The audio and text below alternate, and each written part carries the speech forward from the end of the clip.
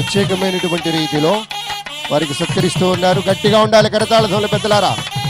రెండో కళారత్న పురస్కారం doctor RA Padmanabha Rao గారు ఆకాశవాణి దూరదర్శన్కి సంబంధించి డిప్యూటీ డైరెక్టర్ జనరల్గా సమున్నత పదవిలో విశిష్ట భూమిక పోషించారు.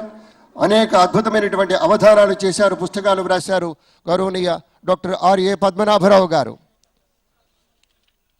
మీడియా అంతటికీ కూడాను గర్వకారణమైనటువంటి రీతిలో ఎన్నో రకాలైన సేవలు చేస్తున్నటువంటి ఇప్పటికీ కూడాను విశేషంగా ముఖ్య భూమికతోటి పోషిస్తున్నారు సాహిత్య రంగంలో.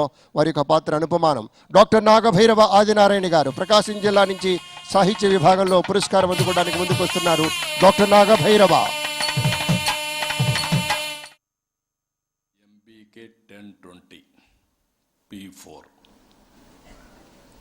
మార్గదర్శి బంగారు కుటుంబం 10-20 అంటే సమాజం వల్ల పైకొచ్చిన 10%, సమాజంలో అట్టడుగు నుండే 20%కి చేయూతనివ్వాలి.